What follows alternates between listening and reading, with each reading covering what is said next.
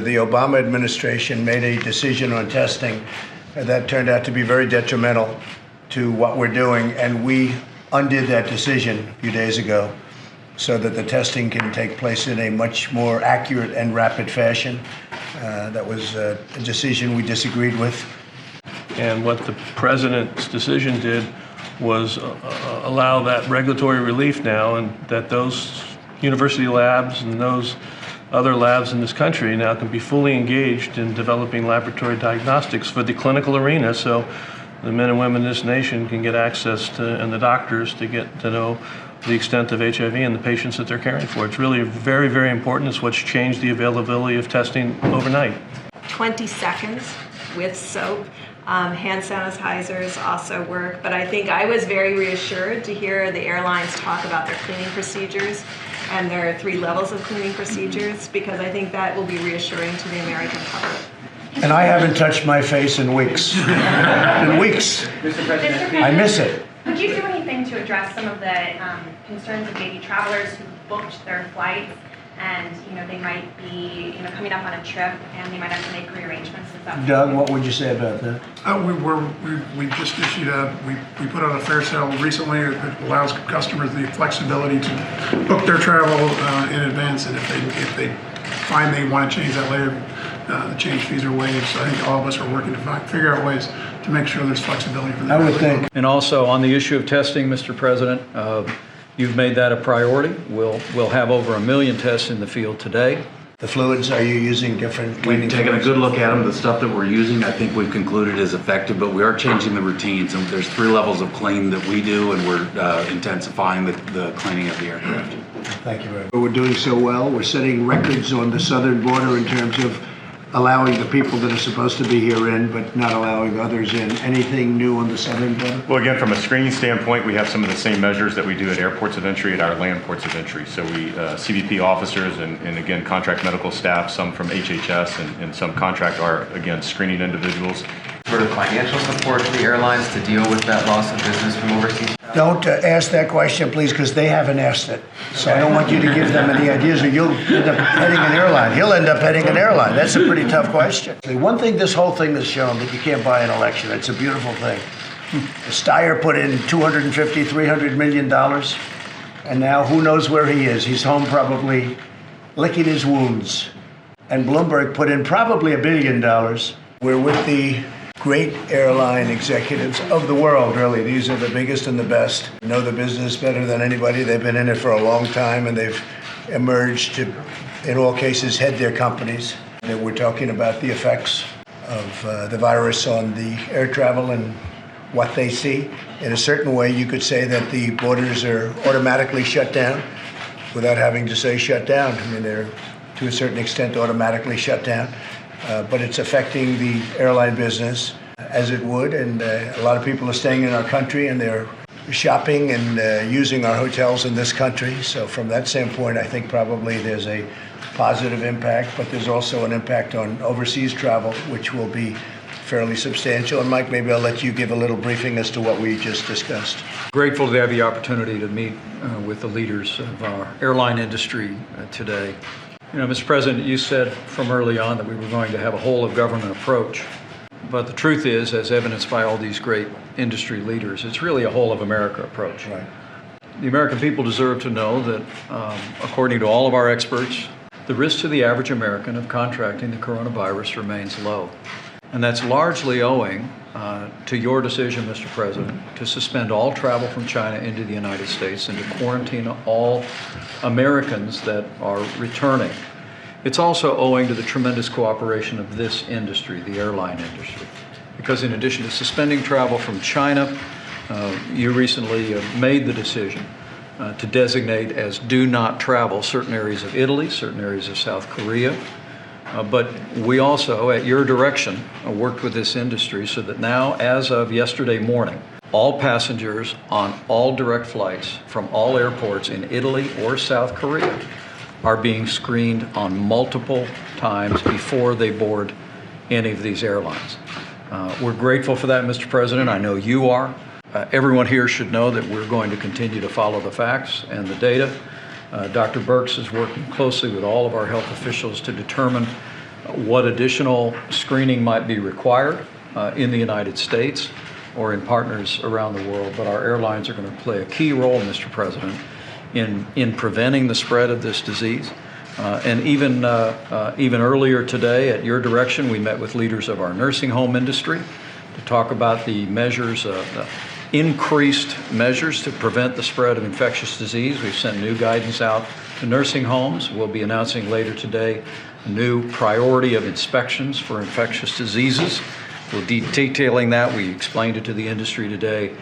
And also on the issue of testing, Mr. President, you've made that a priority. We'll have over 1 million tests in the field today. I spoke to several governors this morning that were grateful for the fact that the changes you made this weekend through the FDA now make it possible for state health clinics as well as universities around the country to be able to conduct coronavirus tests.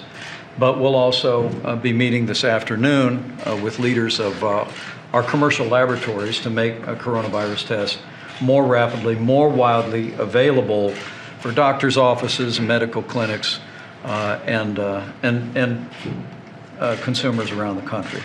So, Mr. President, as you said, it is a whole of government approach, but in a very real sense, it's a whole of America approach. And I've already expressed, and I know you feel, a great deal of gratitude to our partners in industry and in the airline industry for acting on your priority to put the safety, health of the American people first. Good, Mike. Thank you very much. I just want to add, if I might, and to go a little bit further, the Obama administration made a decision on testing that turned out to be very detrimental to what we're doing, and we undid that decision a few days ago so that the testing can take place in a much more accurate and rapid fashion. That was a decision we disagreed with. I don't think we would have made it, but for some reason it was made, but we've undone that decision. Also, when people come in from certain areas, we're doing checks not only at the site of takeoff, but at the site of landing.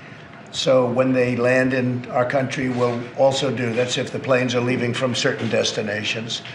I might ask, Doctor, if you could, I'd like you to say a few words. You've been doing a fantastic job in just a short time. We haven't had much time, but you've really been doing a really fantastic time. Please. Thank you. Well, before you came in, Mr. President, we talked about which Americans are most vulnerable and the fact that younger Americans may not be as vulnerable. So we're really focused very much in that way, and I think the airline industry can help us also in any kind of screening required, particularly to protect our older Americans. Good. Thank you. Thank you, Doug. Do you have anything to say? Thanks for the work we're doing jointly to keep people safe. We're proud of our team. We're proud of the work they're doing. We appreciate the aggressive containment efforts that the United States has done to protect Americans and the role we played in that. We're happy to be here and continue to be interested in anything we can do, particularly as we move from maybe aggressive containment to mitigation efforts. What can be done there as well? Doug is the head of American Airlines, as you know. Maybe we'll go around the room if you'd like to say something, please. Well, thank you, Mr. President. Thank you. And again, we appreciate the leadership, appreciate the collaboration and coordination, and certainly the industry wants to do everything that we can to keep Americans safe, and certainly our employees and our customers. We've stepped up our efforts to make sure the airplanes are clean and disinfected, and we work very closely with the CDC, and I think that's gone very, very well. So we've got the proper protocols in place whenever there is a suspected illness, and I think all that's working very well, where I think everybody's doing a great job and doing all they can. We appreciate the job you're doing. Thank you very much. Please. Brad Tillman of Alaska Airlines, we appreciate the efforts, Mr. President.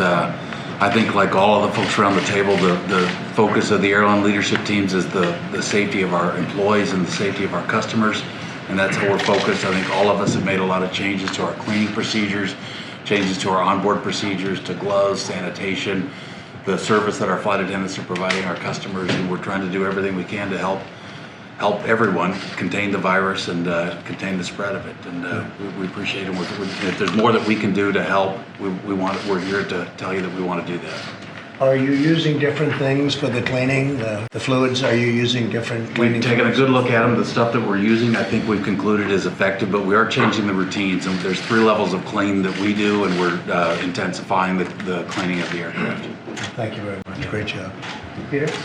Peter Ingram with Hawaiian Airlines, Mr. President. I echo my counterparts in the industry talking about the safety of our guests and our employees is paramount in everything we do, and we really appreciate the collaboration with the administration and the government to make sure that we're doing everything we can to ensure that.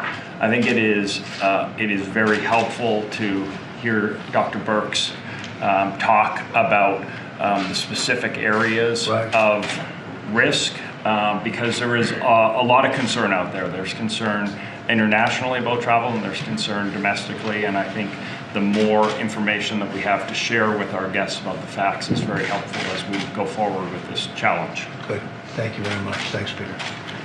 Matt Costco for Public Airways. Yes. Thank you, Mr. President, for this opportunity for us to come together as leaders in the aviation industry and to have a sharing of information, which I think is critical.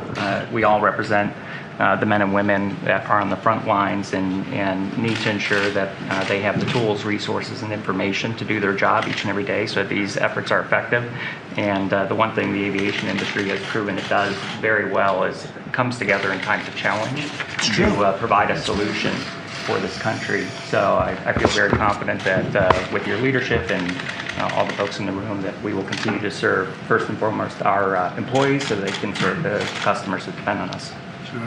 Chad, did you have anything to say about it? Well, I would just say, Mr. President, that again, at your leadership, we're funneling to 11 specific airports, and contract medical staff that we put in place have screened over 53,000 individuals and prevented a number of folks from coming into the country. And that's largely due to the cooperation and the flexibility of the individuals in this room. So again, thank you for everything that you're doing to help us keep America safe. And Chad, anything different on the southern border where we're doing so well? We're setting records on the southern border in terms of allowing the people that are supposed to be here in, but not allowing others in. Anything new on the southern border? Well, again, from a screening standpoint, we have some of the same measures that we do at airports of entry at our land ports of entry. So we, CBP officers and again, contract medical staff, some from HHS and some contract are, again, screening individuals and referring to CDC as necessary. So some of the same procedures at airports taking place at land ports of entry as well as maritime ports of entry. So for DHS, we're looking at every way individuals come into the country, not just through the airports,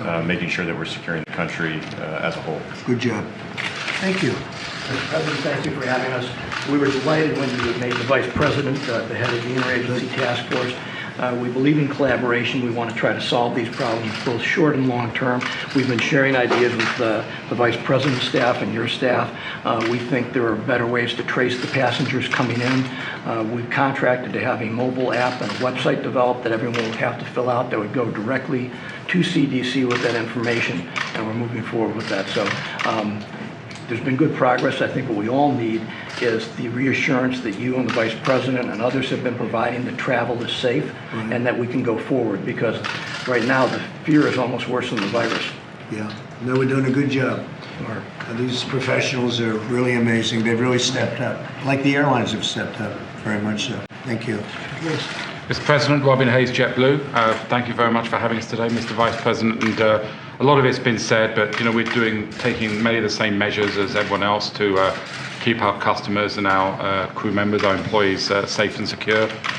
Thank you for putting the Vice President in charge of these efforts. The federal government has tremendous capability when it comes together and is orchestrated with a common goal. And I'd just like to spend a quick shout out to the people in the federal government and the people that work for all of us who are really in the front lines of this and the heroic efforts they're making every day to keep us safe and secure. Thank you very much. Oscar? I'll take a different angle, just because a lot of it's been said. I started my whole conversation earlier before you came in. The safety and health of our customers and our employees are the topmost. So we will cooperate and collaborate with everything. I think as I look through this from a personal lens, I'm a heart transplant survivor. I am If you think of the poster child for the individual that could be affected by this, I am it. I'm older than the age, and I have immune systems. And so that's the task we take at United about making our planes safe. We're exploring all the different ideas and aspects that we can do to ensure that our planes are as safe as possible. From the ask perspective, anything that continues to project stability, calm, and Dr. Brex with regards to behavior. We've invented the Corona bump at United, where you'll see us all bumping each other. It may sound silly, but it's a fun way of expressing what I think we all need to know is be careful for the next few weeks as we control this, that we adapt our behavior so that indeed we can continue to stay safe. So thank you for everything you guys have done. And that's right, you are a heart transplant survivor. Yes, I was reading about that as one of the big executives, great executives of our country, of the world, and your heart transplant, I'll tell you, you look very good to me, Oscar. I don't recommend it. You have that one down, don't recommend it, but you, that's a fantastic story. Wow, that's great. Thank you very much, Oscar. Mike, why don't you finish it up? Well, thank you, Mr. President. Again, the American people deserve to know that the threat of contracting the coronavirus remains low, according to all of our experts. But at your direction, we are going to continue to bring the full resources of the federal government, and we're going to enlist the full resources of American industry to keep the American people safe. And our airlines have been exceptional partners with us, not only the executives, but we also want to commend the crews that have been taking such good care of passengers, the people that are cleaning the planes, and keeping it all safe, and working with us on the screening process and the funneling process. And as you said, Mr. President, we're going to continue to lean into this effort, we'll continue to do so until we find our way through the impacts of the coronavirus. And when we accomplish that, we'll accomplish it as one American people, as one team. And I'm grateful to have the people on the team here in the room. Great job, Mike. As certain areas get to be more of a problem, we may close them up, as we have done with numerous areas. At this moment, we think we have it very much in hand. We've closed certain areas down very strongly. In some cases, not whole countries, but certain areas within countries, like in Italy. We are, I think, doing a very effective job in terms of that. It's very important. The one thing that we were discussing before is you really don't know what the percentage is. Some people will have this at a very light level and won't even go to a doctor or a hospital. They'll get better. There are many people like that. Young people seem to be, you can't say immune to it, but they're certainly, the numbers are very small. And it does affect the older people that, like the nursing home situation that we have on the West Coast, single nursing home, where we have a pretty big percentage of people. But as things go along, so we're trying to adjust the number, we're trying to see what the number might be. But if you add, many people that have it and don't know they have it, or they think they have a cold and all of a sudden they're recovering from it, I think that number will probably be a lot different number than the 2s and even the 1.5s that we're hearing. And I think that's an important thing for people to know.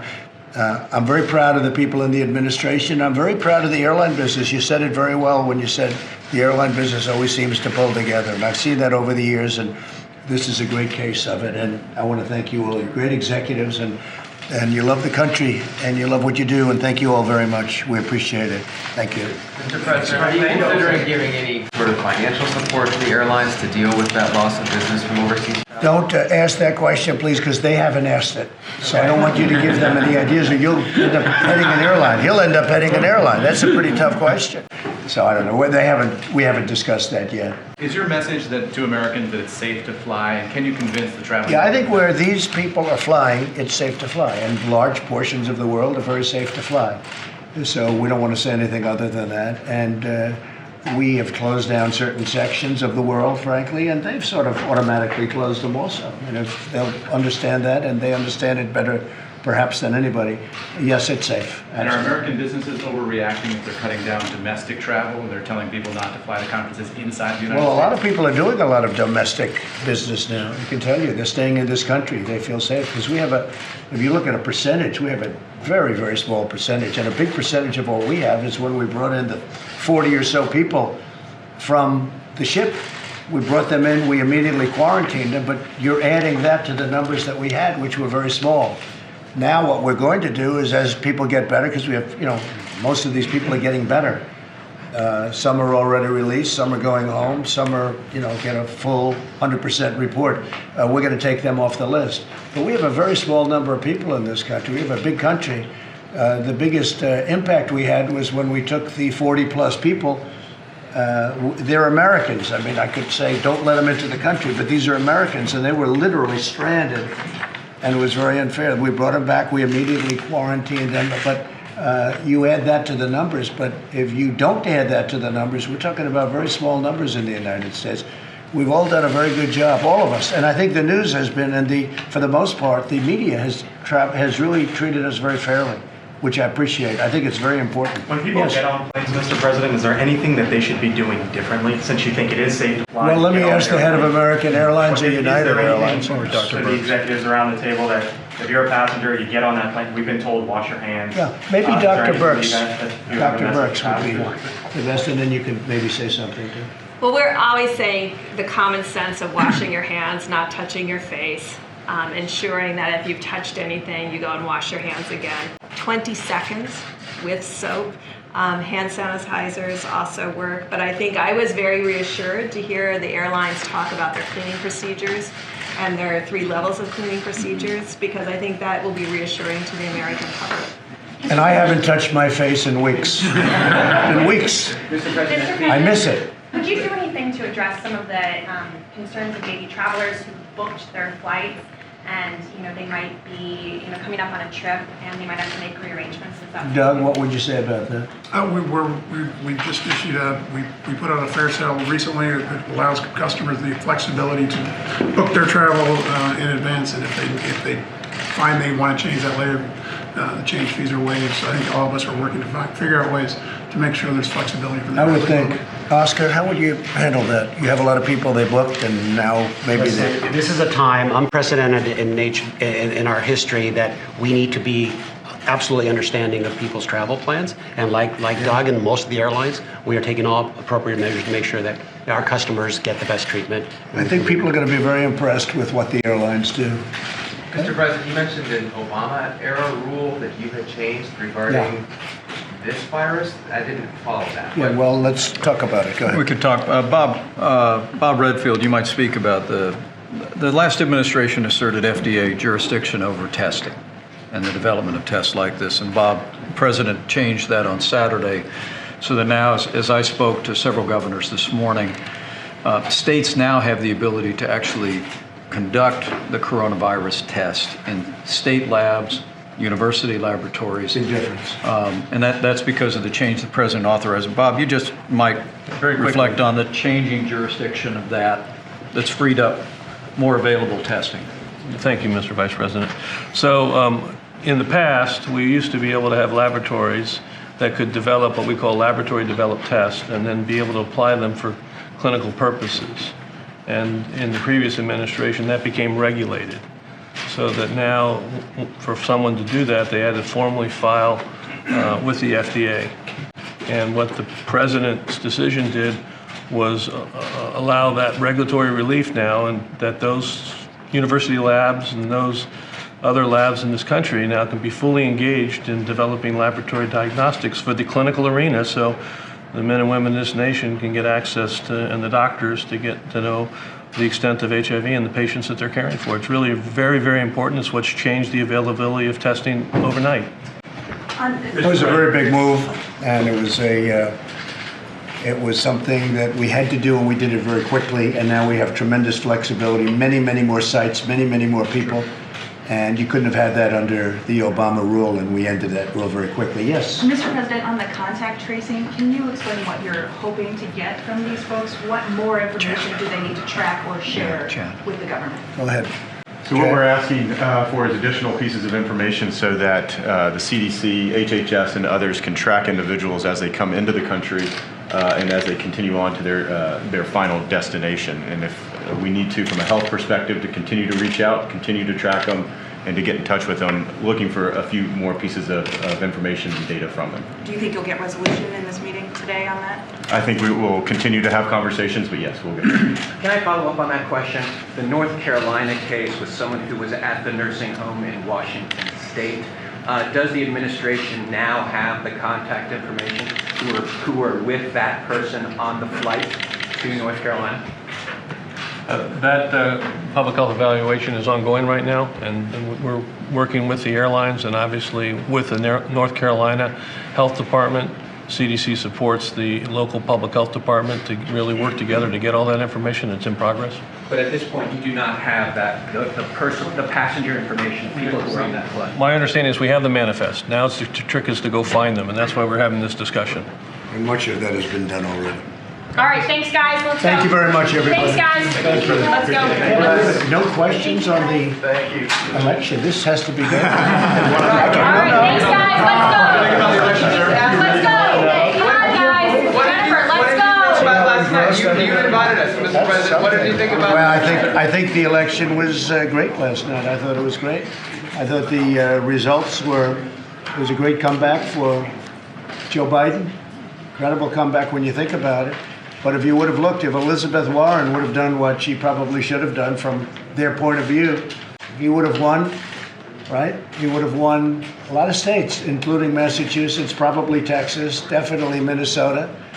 So Bernie would have won states that he lost, and he lost fairly easily.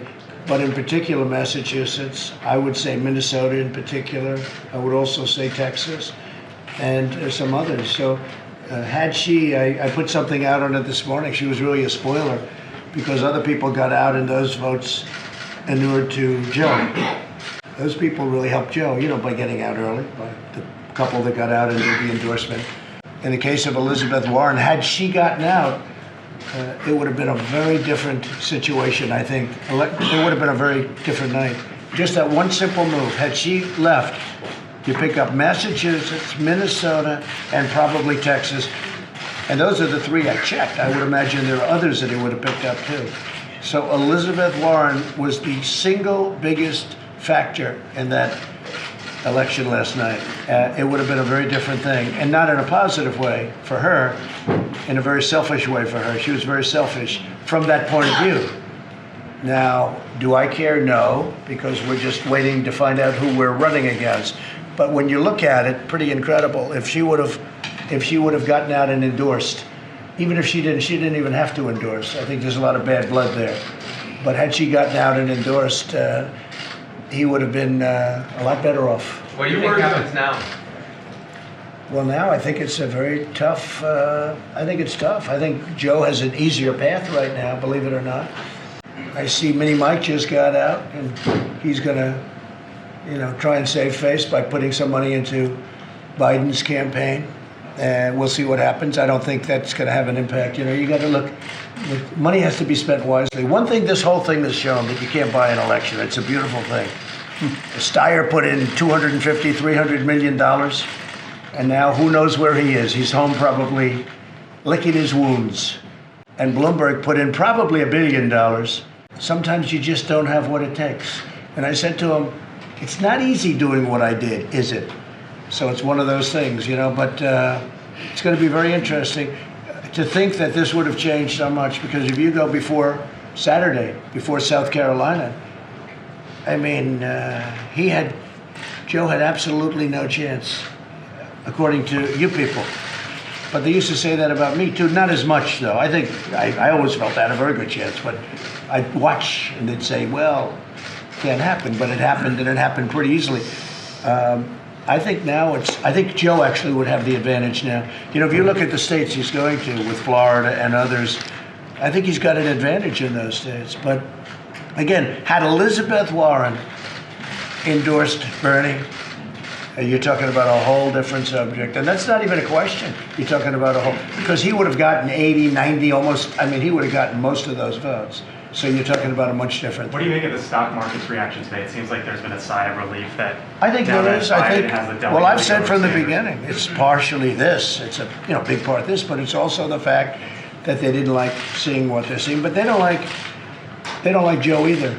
Joe's become, a lot of people are with Joe. If you look at those people, they're worse than Bernie in terms of being radical left. Some of Joe's handlers, and that's what they are, is handlers. I want to be nice, but they are handlers. Some of Joe's handlers are further left than Bernie. That's pretty scary. So Do you think- it's going to be that way. Yeah. Do you think Bloomberg's money will be more powerful without Bloomberg himself in the race? And he said he's going Well, to it couldn't be less spend. powerful because look what $1 billion did. He won nothing. I mean, he got so few delegates. It's incredible. But now he says I would he's say spending probably, against you well, I know and now he's doing himself. that because, he's spiteful and he's a spiteful guy. I know him well. He's a very spiteful guy. He's very upset. He made a fool out of himself, to be honest with you, and he's not too happy about that. I think the first thing he should do is fire his political consultants because I know him. I could have told him very easily, you can't win. You can put $2 billion in, you can't win. Okay, thank you, everybody.